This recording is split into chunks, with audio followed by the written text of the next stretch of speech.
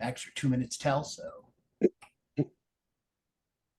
everything says offline at the moment.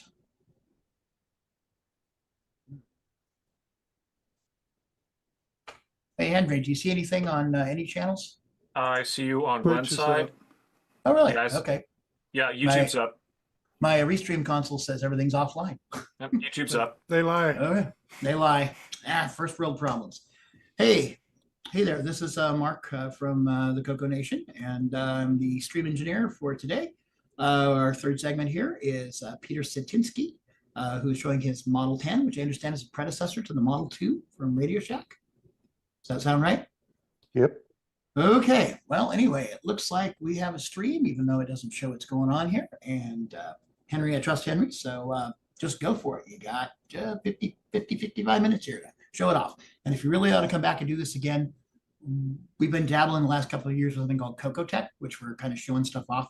And I'm okay with, hey, I get to run it. So, it's like if we want to bring on a Model 10 again and show some more stuff off, usually I've been doing Tuesday afternoons just because or evenings just because it fits better with our live stream for the game on stuff on Thursday and the show on Saturday. But anyway, I'll invite you back. So the floor is yours. Thank you. Hello, everybody. Thank you for inviting me into your CoCo world here. But I know this retro show is about old Tandy gear, so I'm very happy to present my Tandy 10. We're glad to For have those you. of Yep.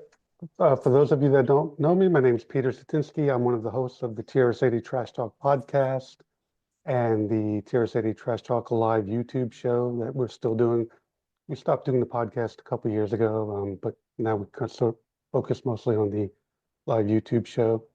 We do cover all the Tandy computers, but we do tend to focus on the Z80 systems and the business systems, which are a big interest of mine. Particularly for me, especially the big 8-inch floppy systems like the Model 2 and the Model 12. But we talk CoCo too, so everyone here is welcome to join us on those shows as well. So let's talk about the Tandy 10. Tandy 10 is a very rare computer that I've been searching for many years, ever since I started in the hobby 10 years ago. And I did recently acquire one the past year, so I'm learning a lot about it, and I'm trying to get the word out. One of the reasons I went ahead and bought it was because I want to share it with everyone. It came from a collector who passed away, unfortunately, but he had it socked away, and nobody had ever seen it. Nobody even knew it existed. So I want to share it with the world.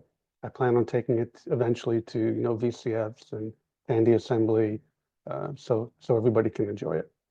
I think it's important, though, when we talk about the Tandy 10, we have to do a little bit of a history lesson because most people really don't know about the time period that this computer was sold in Tandy history.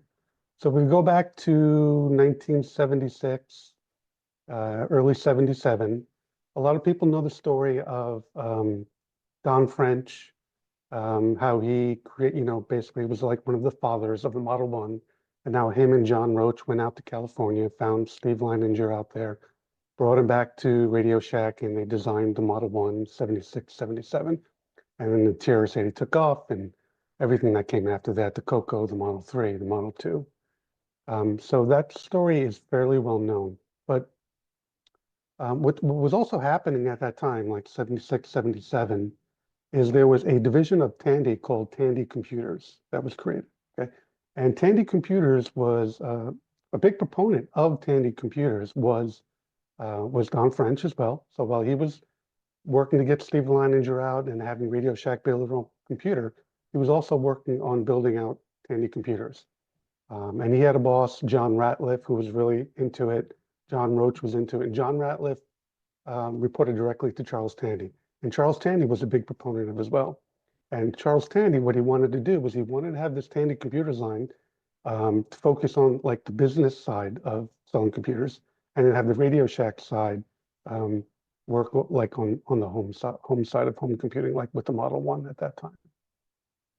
So what they did is they opened up a prototype Tandy computer store at the Tandy Center in Fort Worth. It was the only Tandy computer store that ever opened because it closed within about a year or two after that. And what they did was it was partially an experiment because Tandy was just getting into the world of computers. and they needed to understand how to market a computer, what the market was like, what people were interested in buying. So what they did with Tandy computers is they essentially created at Fort Worth a version of the Byte Shop that everybody's very familiar with. The Byte Shop sold all of the homebrew computers of the time, the kit computers, the Altairs, the MZIs, the Sols. And Tandy was selling all of those computers right there at the Tandy Center, at the Tandy Computer Store. And they also had a catalog. I'm going to share that catalog here so we can have a point of reference. And everybody should see this. So this was the 1978 Tandy Computers catalog. This is not Radio Shack. This is Tandy Computers. And interesting thing here, you can see the logo up there on the TC logo. So that's very familiar to TRS-80 fans, because you'll see that logo in future computers. Like you'll see it on the Model 3 and the Model 4 Tristos boot screens. There, it's sort of alluded to that it stands for Tandy Corporation. But this logo was actually came out and stood for Tandy Computers back in '78.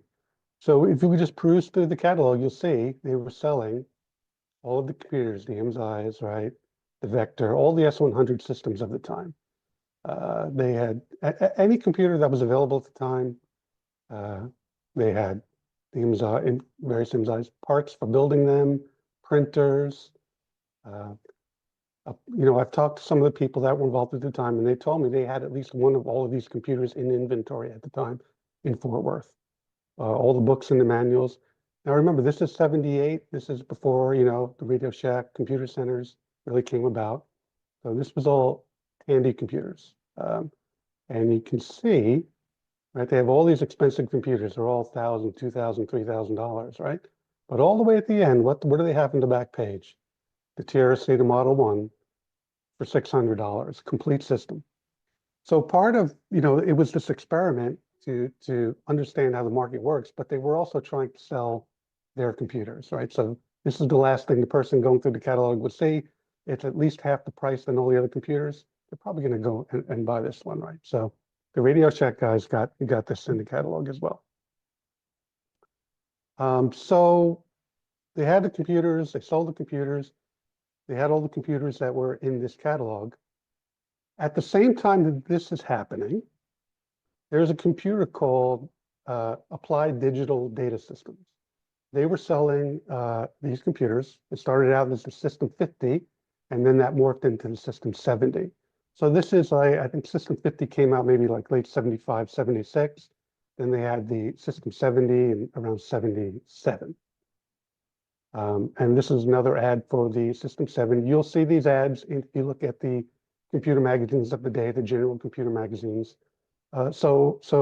Ads was primarily a terminal manufacturer. They were a very popular terminal manufacturer and seller. They're based in Long Island, near me here in New York. And this was their first foray into building a turnkey business computer system. I have a few more ads here. This is actually from some Microsoft documentation. It's showing the System 70. So it's showing that this system had some traction at the time, that Microsoft was actually developing software for it. A few more System 70 advertisements. All right.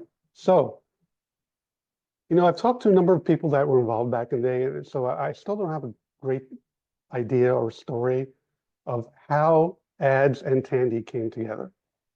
So either, this ads had a bunch of these systems laying around, and they went to Tandy and said, hey, we can sell you some of these systems. You can rebadge them as Tandys and sell them.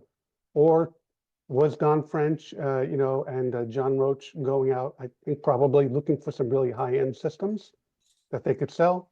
They found the System 70 in their magazine. They got in touch with ads. And what they ended up doing is buying 50 of these systems from ads, System 70s, and they rebranded them as Tandy 10s. This is one of the few pictures that was available of a Tandy 10 up until a few years ago. Pretty grainy. Nobody really knows what it looks like. This is one of the marketing pictures available back in the day, showing the full system with the full, Centronics type printer. So what happened was, we're talking about 78 now. So there was a lot of turmoil happened at Tandy Radio Shack in 1978. The biggest thing that happened was Charles Tandy passed away. And Charles Tandy was one of the big drivers of having a separate Tandy Computers division. Also, what happened, John Shirley, who was working at, I'm not exactly sure, somewhere else at Radio Shack, became head of Radio Shack computer merchandising. And John Shirley was a big Radio Shack guy. So he wanted basically to do all of their computer business through Radio Shack. So through all this turmoil, Charles Tandy passed away. So Charles Ratliff, who was Don French's boss, reporting to Charles Tandy, he left the company. Don French ended up leaving the company. So all of the key people behind Tandy Computers basically either died or left the company. And then you had people like John Shirley coming in and Bernie Appel, who were staunch Radio Shack guys. And they said, no, we're going to do this. This is going to be all Radio Shack. This is not going to be a Tandy concern. So they closed down the Tandy Computer store in Fort Worth. And they had a lot of Tandy 10s still left over. So they ended up selling the remaining Tandy 10s at Radio Shack Computer Centers. And I found this ad from Florida for the new Radio Shack Computer Center was opening. And you can see they have a Tandy 10 there, as well as the Model 1 system and all, the Radio Shack computer systems. So they basically sold them until they sold out the 50 that they had made.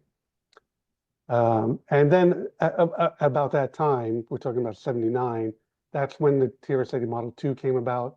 And the TRS-80 Model 2 was a superior machine to the Tandy 10. So there was no reason to keep, the Tandy 10 around. It just went away when they sold the last one. And you can see one of the reasons for it was the price, right? So the price here they had was $9,000. That was actually a discount because when the Tandy 10 was first released, it was around $10,000. Let's just talk a little bit about the specifications of the Tandy 10 then, okay?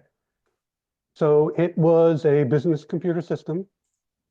It had an 8080 microprocessor, 48K of memory, a standard 80 by 24 character screen. What's interesting though is the default screen was black letters on a white screen.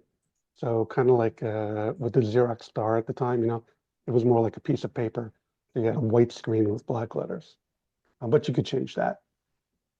It had the dual disk drives, which are interesting. They're 8-inch floppy drives, but they are double-sided single density, which is kind of unusual. They were about 500K per disk.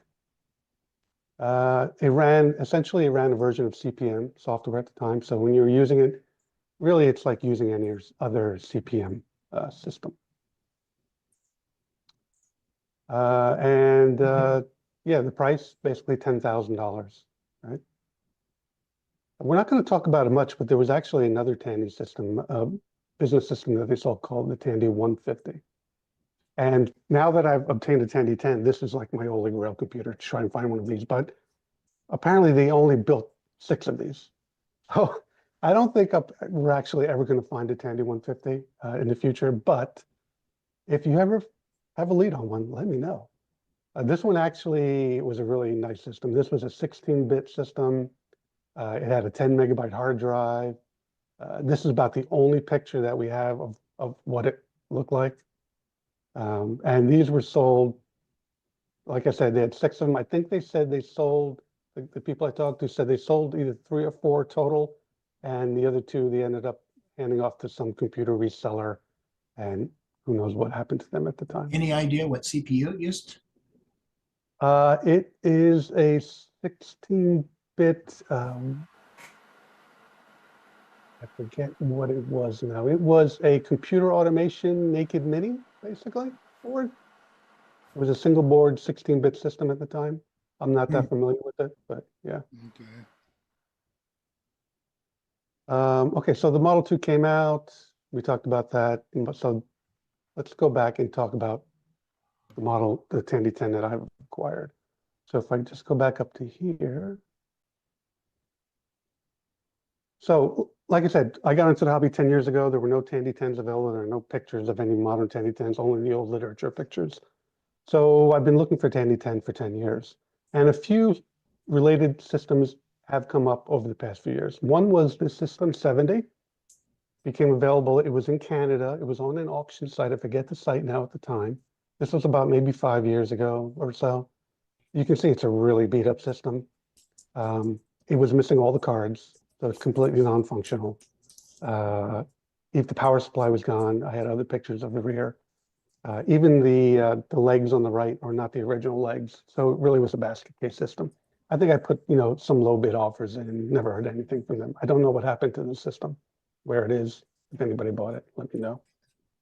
Then a few years ago, this Tandy 10 terminal showed up on eBay, just the terminal that you see here, a complete basket case. If there are pictures of it opened up, the internals are just completely disassembled and trashed. And the guy wanted $30,000 for it. I put in a bid, maybe a couple $100, never heard anything. I don't know who ended up getting this, whether it was sold, whether he trashed it, who knows. But that is about it until in the past year, a full Tandy 10 became available. I have some pictures here.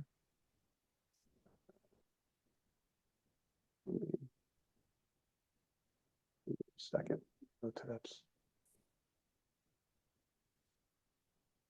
And I'm going to show the Tandy 10i if you're behind me, but I think it's a good idea just to show some of the photos, to show some of the Definitely. details, and then we'll look at it. All right, so this is how the Tandy 10 arrived to me in a crate. It was purchased from a seller in California. I'm in New York, so I had to have it shipped across the country. And obviously, the only way to ship a computer of this size safely and securely, really a unicorn, one-of-a-kind type computer, was to have it fully crated like this. It cost me about $1,000 just to have it crated, and shipped. But it was worth it for a one-of-a-kind computer. At least they kept this side up. And I have actually had the full unboxing video on YouTube somewhere. You can find it on my YouTube channel if you want to watch that. There it is. That's the video. We'll Julie. We'll get your links so we can put them in the show notes. Yep. So this is the Tandy 10 terminal. You can see it's pretty much complete. Just a few of the keys are broken. You can see the enter key there is a little disoriented, but again, very nice system. All the buttons are there. Everything is there working. I'm not sure about working. I haven't turned it on yet, but in the internals, everything looks complete. These are the disk drives. Again, I mentioned these are MemorX floppy drives. A little nice anecdote about these is that their frames are made out of plastic. So one of the Tandy computer managers, Joe Sigler, who I know, told me, when they ship these Tandy 10s out to customers, invariably they had to send out replacement floppy drives, 2 replacement floppy drives, because these would get damaged in shipping because the frames were just cheap plastic. Too brittle. Yeah, he said on almost every unit they had to send out new floppy drives. This is a computer from the side. You'll notice the stack of manuals and software. That was one of the really big selling points of this computer, because as we know, without the software on a system like this, that's like, maybe only one left in the world. If you don't have the software, you're not going to be able to run it. And this machine came with a stack of 8-inch floppies of Tandy 10 software. It was an amazing find. All the manuals, the technical manual is there as well. This is a picture of the back of the machine, and we'll walk around the machine. I'll show you more of that. You can see the cards in there. When I saw this picture of the card cage, I saw it had the 9 cards. That's the default complement of cards for a Tandy 10. I saw that it was complete. It was just amazing when I saw that. Again, a better picture of the card cage. You can see there are a lot of spare slots. So they had a lot of, ambitions on expandability for this computer in the future. It never happened though. Close-up picture of the card cage. You can see the power supply underneath the card cage. So one of the reasons I have not turned this computer on yet is because I found basically a mouse nest inside that power supply. So I need to remove that power supply, fully clean it up, test it on the bench before I ever even think about applying power to the computer. And another picture, the outside, Tandy 10, you can see it's all complete. A few more pictures of the card cage. What's really interesting about the card cage, you can see that, right? Each of the card sockets, they're hand wired to create the bus between the card sockets. It's they're all using- different. They're using standard board mount connectors, through-hole board mount connectors, and then hand wiring them. Wow. Right. But that was You want to common. bet it's all different pinouts between the sockets. Right? Hopefully not. No, no, of course it is. I hope all of those wires are properly connected. Right, right. Well, I have some technical documentation. It's high level. There are no detailed schematics or specifications on this. So if those Oh wires yeah. are More like a complete, design document rather than the.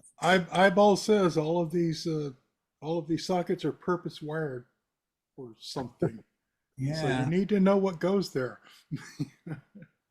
so let's talk about the boards. So there are 9 boards in there.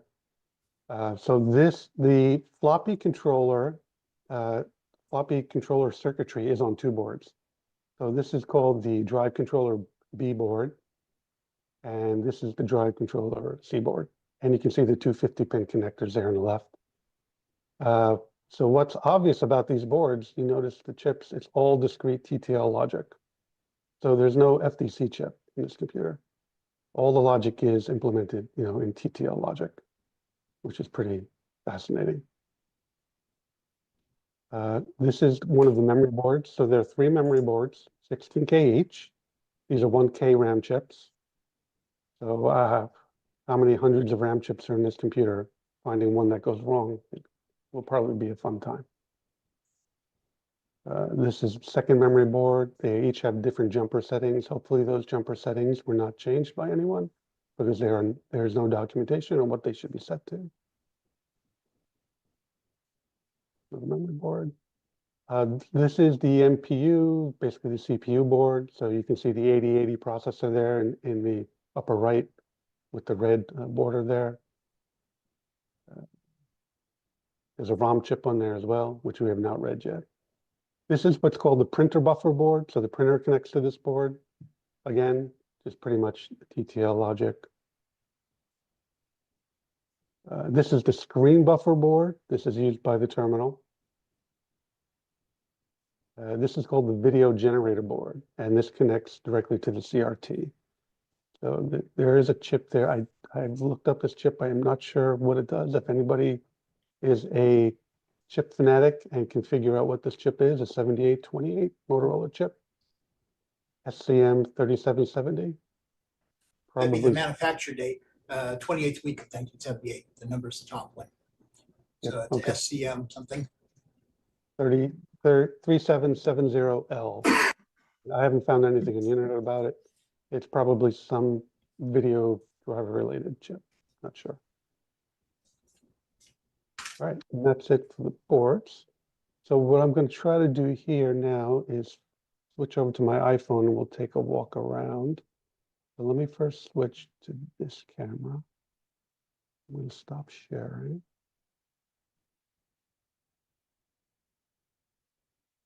There's my Zoom window. Stream viewer Solstice says, what sort of power supply is needed to provide power to all of these cards? It's like a linear power supply. It looks like some sort of linear power supply, yes. All right, let's see if I can connect to my camera. Yeah, but please, yeah, I'm not reading any of the questions, so if you do see questions come across.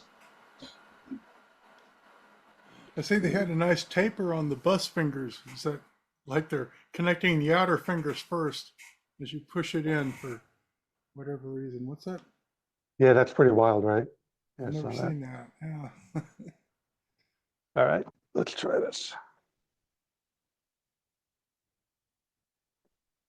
I want to try and treat this like if I'm at a VCF and we're walking around and you guys can Oh, ask yeah. questions. Perfect. Shaky cam. Love it. It's working. So there's the control panel of the Tandy 10. So there's a volume button here, a knob here, brightness, an online, offline switch. Not sure what that does. There's a printer controller here, button on and off the printer. There's the main power switch. There's a key.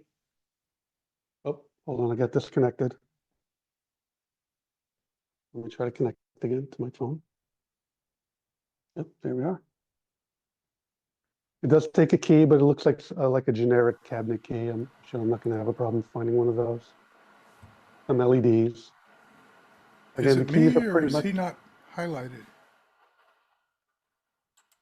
Can you see what I'm showing? On Twitch, all I've got's the folder. Something's not changing. Did I stop? I think I stopped sharing. Well, now I see you okay on top, but in the main view, So is anybody else seeing my iPhone? Showing Tandy 10 or not? there you go. Got it? Okay. So yeah, the keys are in really good shape, except for a few that, may be broken. So the screen has some of that modeling that you'll see in the old CRT, so I'm gonna have to deal with that, I'm sure. These are those wonderful 8-inch floppy drives, plastic frame drives. Talked about the floppy drive on the right, the door is seized, so we'll have to do work on that. The left one opens and closes. So there was a panel here that I don't have. That's one of the few pieces of the computer that's missing. There was a panel that would close up here, and there's a little chain there on the left that would connect to the panel would hinge downward. So it is complete. There's some issues like this Formica top, whatever it is coming up. That needs to be glued down. But it's in really nice condition, which that's all that really matters. There's a little bit of blue paint on the top. Somebody spray painted it sometime in the past. But physically, the computer is in good shape. It's all there. It's all plastic, all heavy duty plastic. The only thing that's metal frame-wise is this leg over here. And you can see it's got some rust on it, so that's going to need to be repainted. So just this right side here is metal. Everything else is plastic. In the back, that's where you power it up. You see some good-sized fans there to cool off the card cage. There are the 9 cards with these really nifty card release levers, and the wiring, and the power supply down there with the mouse nest in it, and a bunch of the connective wiring there, and the fans, and some transformers in there. But pretty much complete. Over here I have the manuals and all the software, Tandy 10 reference manual, all of the Peachtree accounting system software that came with this, accounts receivable, accounts payable, system ledger, payroll. Most important thing that we found was this, the ADOS disk. So this is the operating system. I was able to image this and recover it. We have archives in the Model 2 archive now, so we'll have it forever with the version of Tandy Basic on it.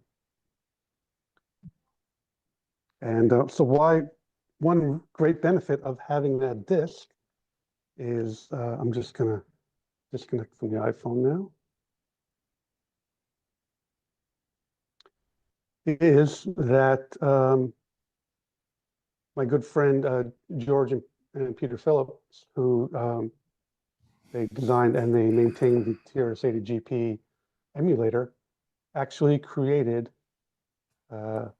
a machine version Tandy 10 emulator.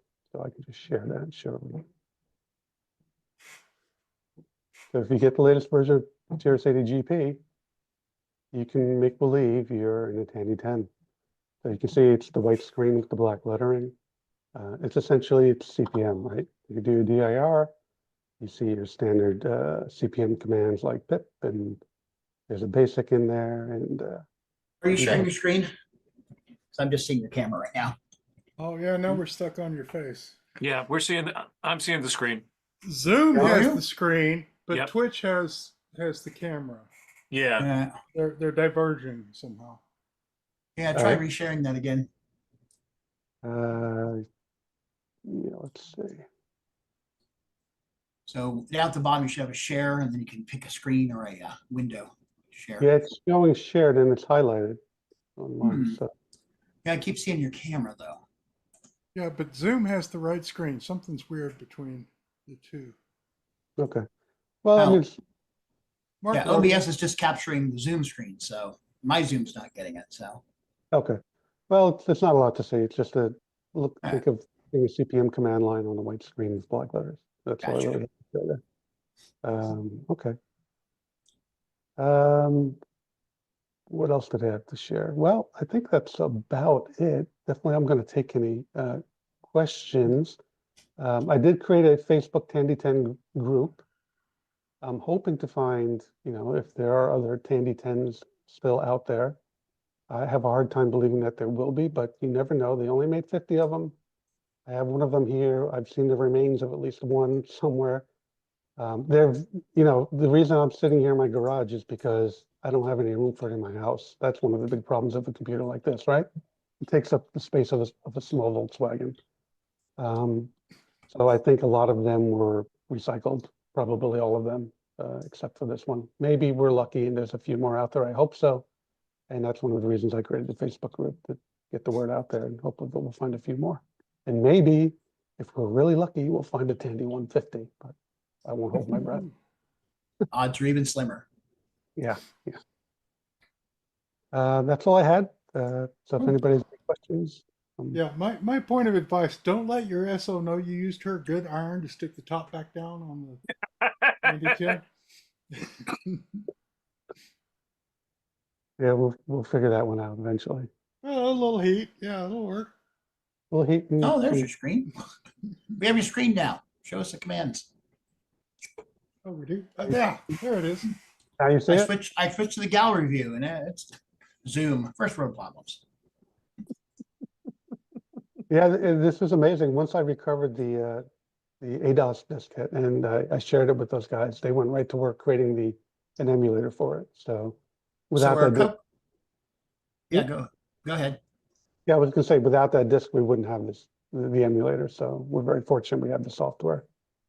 So our CoCo floppy wizard David Ladd wants to know: did they use a grease weasel, or what did they use to do the capture?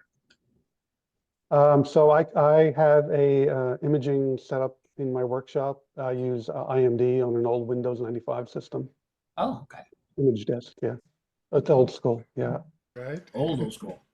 Yeah.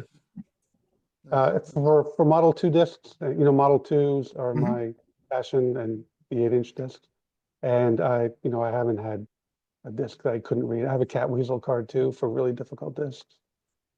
Yeah. I'm looking through to see if I see any direct questions. Mostly not, other than the power supply. Mhm. Mostly are just comments. 8-inch Yeah. double density, single side, double sided single density. Wayne Campbell said, "Thanks, Peter. Wasn't certain when I heard it." These are hard sectored, right? It says it uses 128 byte sector. Tandy 10 can't format disks. You have to No, byte format it. they're soft sectored. Oh, they're soft sector. Okay. Yep. They're CPM. They're single density CPM discs. CPM. Basically. Okay. Single density, double sided. So are the sides like a single seen as a single disc, or are the sides seen as two discs? The sides are seen as a single disc. Yeah. Okay, so A is going to be both side A and side B, so it's going to be a 550K diskette right in there, Oh. not Right. okay. Not like some of the things we had to do with the CoCo. Well, Peter, you have Okay. lots of time left. We still got another 10, 15 minutes. But if you're done, you're done. We understand. Yeah, I can show you my wall of TRS-80 Model 2s over there. Oh, So So those I- are just my extras in my storage over there. Most of my hmm. work happens downstairs in my workshop. You shouldn't have that many extras. Get in touch. I Right. would like one. To a good home. Right. So seriously though, Peter, you have a timeline. I mean, we all have real lives, so it's not our jobs, but you have a timeline on maybe when you get that the Tandy 10 power supply cleaned up, maybe a chance to fire it up Sometime this year. sometime this year. Okay. That's good. Like I said, Yeah. the reason I took on this year and last year, this virtual tech fest thing is because on the CoCo Nation, we've been trying to expand our show repertoire. And I've had a desire to do a tech segment. So I've done a few of these Tandy tech shows. So I allow a couple hours, not to overload people, usually Tuesday night, but it can be flexible. But if you wanted to show it off and do a live stream and get it recorded for posterity, I'd be willing to do that. So Yeah, sure.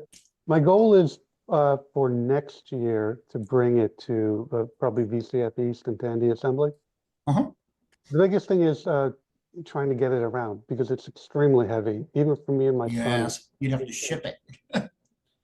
So Well, I don't know if you know who I've- Mark Siegel is, but he asked who wrote the basic. Not sure.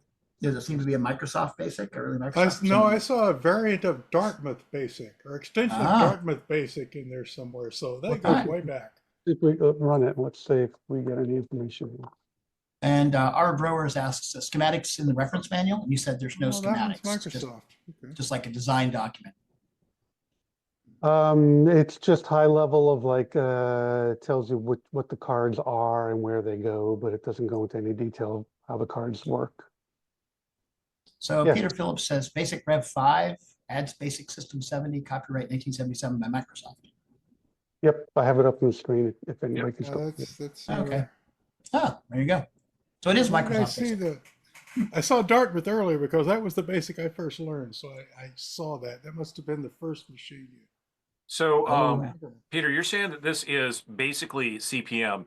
What's the big distinction between like CPM 2.2 and the version that this is running? I don't know. Peter Phillips, maybe he is more familiar with the software than I am because he was playing with it. He is on the stream. So Peter, we're asking you, what's the difference? Hey, CPM isn't that big. You could probably take it apart in a few days and figure it out. Yeah, I mean they wrote the BIOS to be very basically so that the only thing you had to rewrite for a Specific hardware. yeah, for the you only wrote the BIOS for the hardware, and that was like right after the bootloader, it loaded the BIOS in, and then once the BIOS is loaded in, everything else was written on top of that, and for all intents and purposes, only needed to be assembled for the new system, not like ported at any low level. Abstraction. What a concept. Yeah, like I was saying, the biggest part, hardest part is going to be coming up with a way of being able to get this thing on in the bed of my pickup truck. I have a full-size pickup truck, so I can bring it, but getting it into the bed safely. Right. You're gonna need that lift gate. Tommy So, lives. Peter Wow. Phillips says, not CPM expert, but it looks mostly like CPM 2.0, but not exactly. Yeah, and given that it's mostly all plastic, I'm a little worried about it traveling Yeah. too much. They're really good suspension. We have a request to add Peter to the Zoom call. I send him the credentials if he wants, but we are getting down on time here. We've only got 5-10 minutes. And again, I'd love to have you back on and do a CoCo Tech. Have you on for a couple hours. Sure. Yeah, we can do that.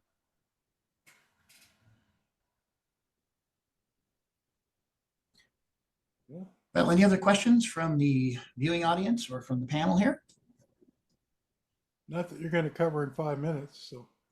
Well, okay, well, that gives Peter some homework, so he'll have some more questions in 6 months or so. Yeah, it's a really fascinating period in Tandy Radio Shack history. I think I'm just Oh yeah, it's, so it's the interesting, you know? beginning. Is It's that like the- catalog? Is that Go ahead. catalog available anywhere? Because that's Yeah. cool. Yeah, It you might can be find- on the Radio Shack catalog site, maybe. it's available for the PDF to download. Just Google Tandy Computers Catalog 1978 and you should find it. Thanks.